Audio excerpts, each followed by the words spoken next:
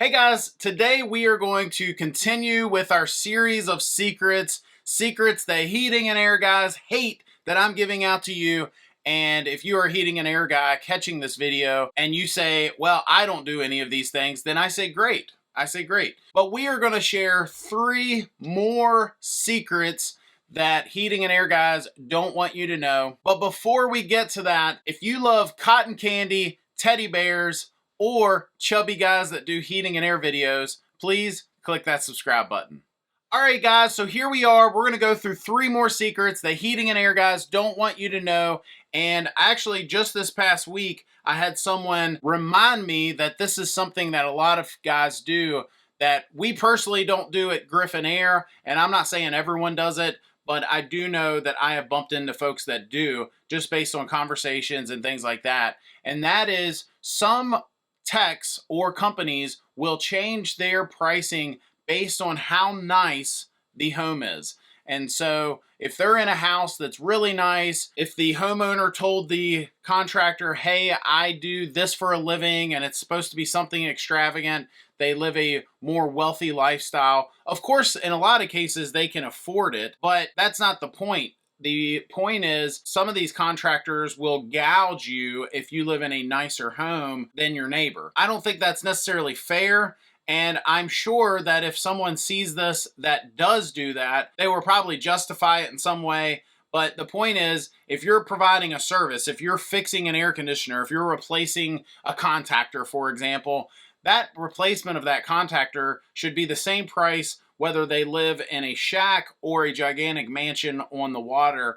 Regardless, it's the same service, and you should not change your pricing based on how nice the house is. The reason this even came up this past week is I was talking to them, and what they were basically saying is, yes, I live in a nice house, but we went through a rough patch. My husband got sick. He hasn't been working, and et cetera, et cetera.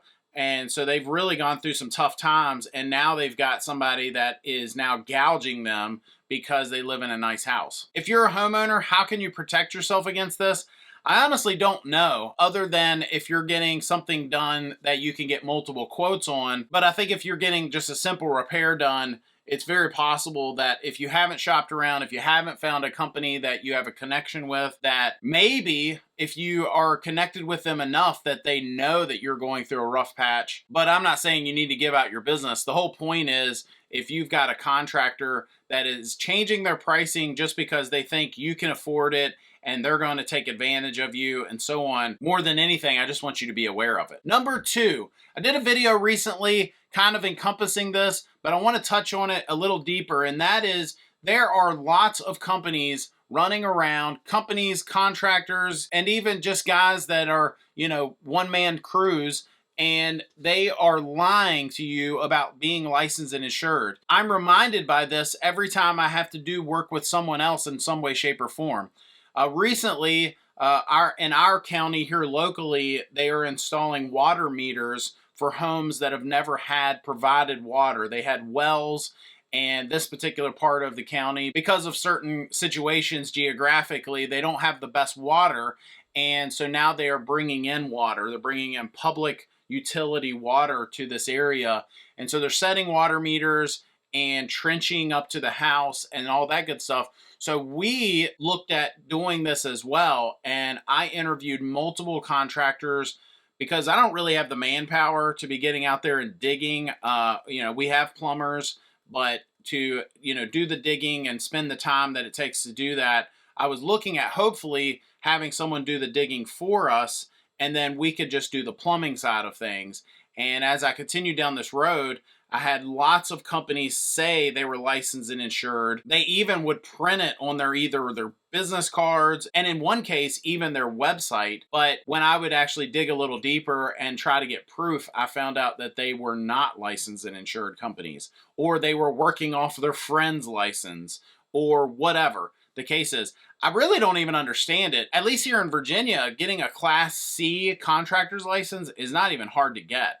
It's really a matter of just filling out a form and paying a little bit of money. I think they might have to take a small business class, but it's not even that big of a deal. So I think that a lot of these guys put up on this pedestal, being licensed and insured is such a big deal, and it's really not. It's a choice.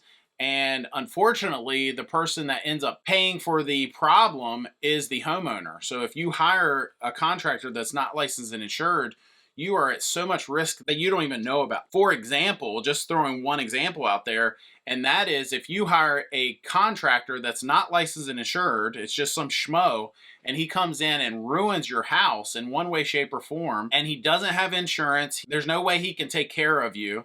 You can sue him to high heavens, but he doesn't have any money. So then you go to your insurance, and your insurance says, look, you're the one that hired someone that's not licensed and insured. You will not be covered for that. And so you are at so much risk. I think that there are licensed and insured contractors out there that for some reason, I've had to deal with a few things with new HVAC guide where I was helping someone and we would try to get proof of license and insurance, and people seem to get offended by that. But I can tell you at Griffin Air, and I would say at most good companies, they should have no problem providing that they are licensed and insured. You know, it's that red flag that pops up that if they have a problem with it, either A, they aren't licensed and insured, and that's why they have a problem with it, or B, it's just such a big deal for them to take a moment out of their day to prove to you that they're licensed and insured, and maybe that's a red flag. They may not be the best fit for your project at your home. Bottom line is you are just putting yourself at so much risk if you hire someone that's not licensed and insured. So do your due diligence. Ask for proof. It's not hard to prove it in most cases. I know every state's different. Some states, you don't have to necessarily be licensed and insured to do certain tasks in your home.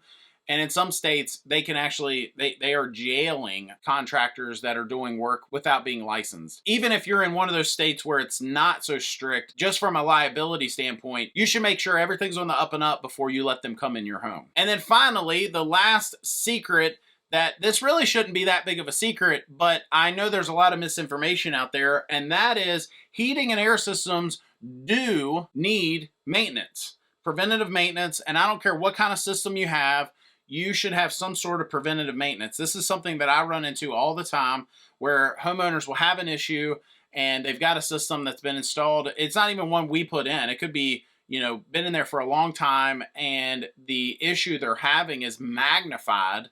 So it could have been just a small repair that wouldn't have cost that much, but because they weren't having things maintained properly, it's now grown into this humongous investment that they're going to have to take on now just because they weren't having maintenance done to their system. I remember talking to somebody a couple years ago and they said, well, you know, you're in Virginia, we're up here in New Jersey, and we don't have to have maintenance done to our systems.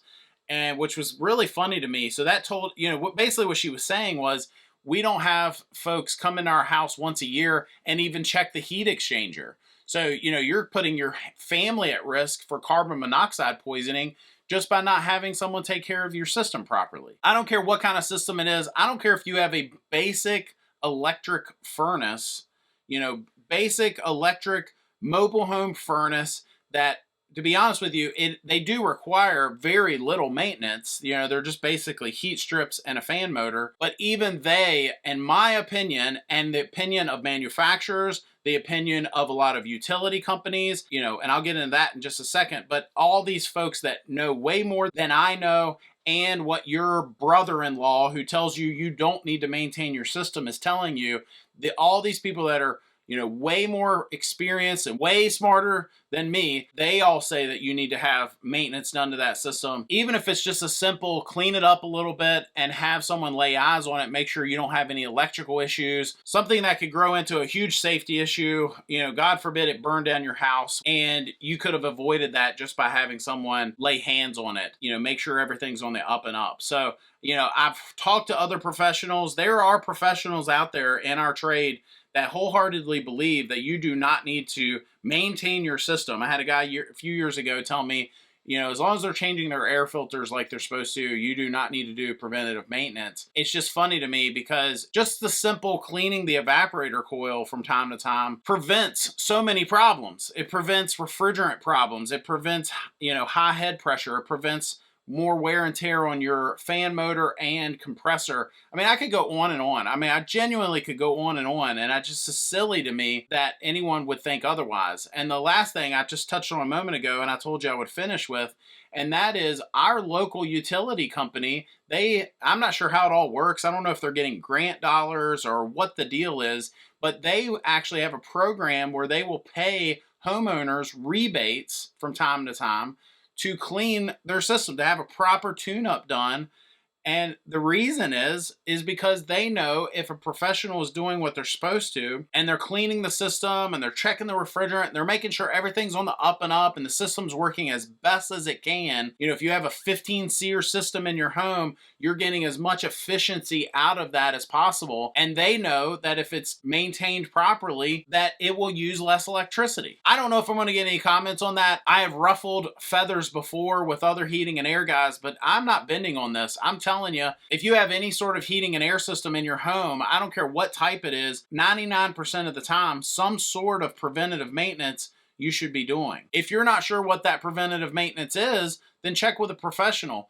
Put a comment down below. Maybe I'll do a video on it. I'll get more specific and tell you what some of the maintenance that you should be getting done is. We're not talking about a kick the tires kind of thing. I would say the majority of the time, most of these professionals should be coming in and spending no less than, at least, no matter what kind of system you have, no less than a half hour cleaning that system, or checking refrigerant, checking heat exchangers, cleaning the system up. If you have an old oil system, changing nozzles and all the filters, all the things that you're supposed to be doing properly. And again, if you're not having that done, I have had people tell me, I got a heat pump system and it's 15 years old and I've never had maintenance done to it.